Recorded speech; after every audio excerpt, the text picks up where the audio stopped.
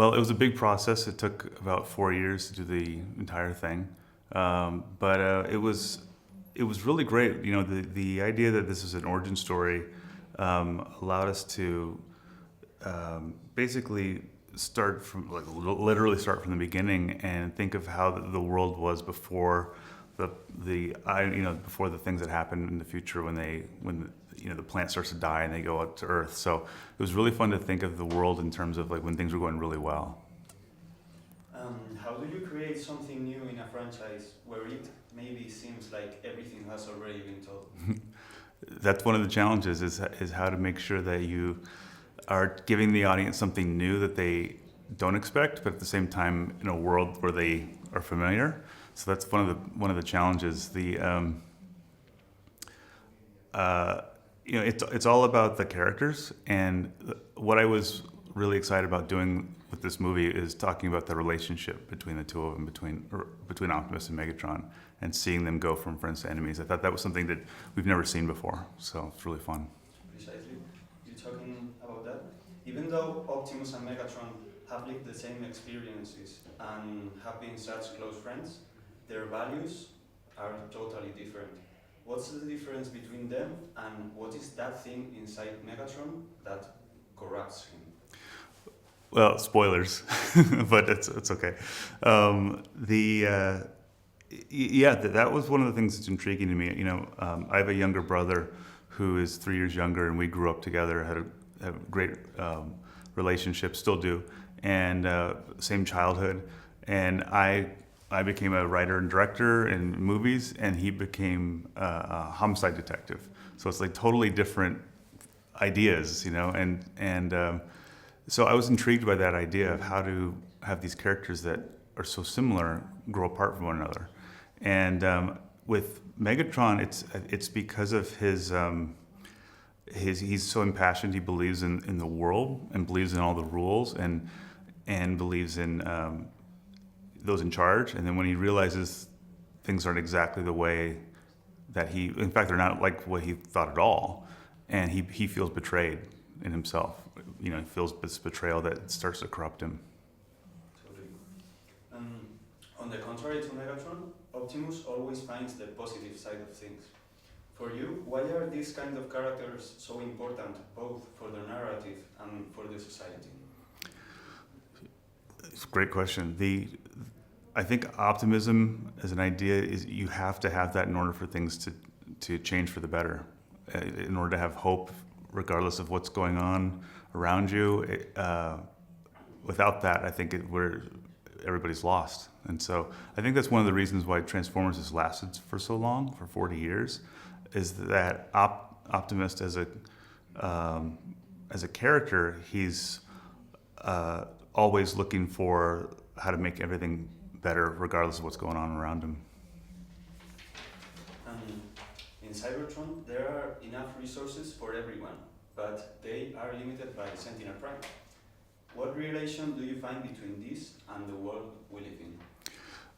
That idea of there not being enough energy on Cybertron actually started in the 1980s. It was during like the gas and oil crisis in the United States, and so it was born. Transformers itself was born out of like political issue, which I thought was interesting.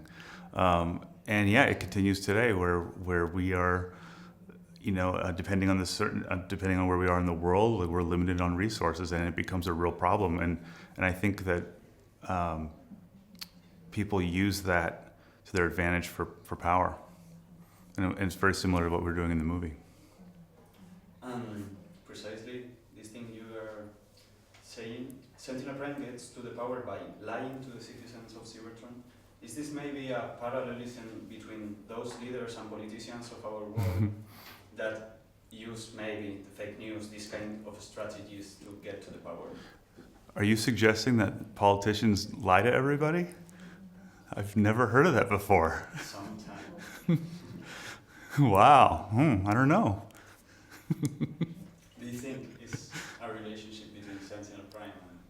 Oh, that's definitely how Sentinel operates. He's it's all for himself and for his own means, and it's how he's been empowered by lying to the people. So I hope that doesn't happen in our world. That would be horrible. In Cybertron, social classes are very differentiated Mm-hmm. between them, and it is nearly impossible to ascend. It is really like that in our real world. Well, I mean, we definitely have classes in this world. I mean, that's just how the unfortunately how things have been structured. But when we set out to write, just to make this movie, I didn't ever think of it as having class like that. But I realized when you have a group of characters that are missing a piece of themselves that is necessary to be who they're supposed to be, they're just naturally the lower class in a society. And so I do hope that when people see the movie that they feel that and realize that this is kind of, it does mirror our society, and we should do something about that. What does an animation movie needs to have in order to not be perceived as a film made only for kids? Great question.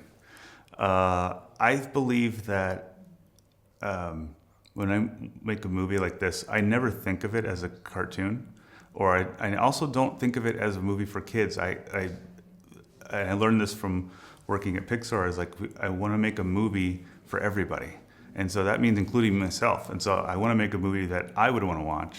And I think that what helps is not just having a surface level character. You have to have some depth to them and some real, treat them like real characters. And when you do that, it speaks to everyone, because kids will get it. Even Optimus and Megatron, they've got some real depth and they're complex, and kids will still understand it. We don't need to talk down to anybody. To conclude, Mm-hmm. the film is already being mentioned in the Oscar prediction for Best Animated Feature Film. How important are those kind of recognitions to you, or is it public appreciation the only thing that matters?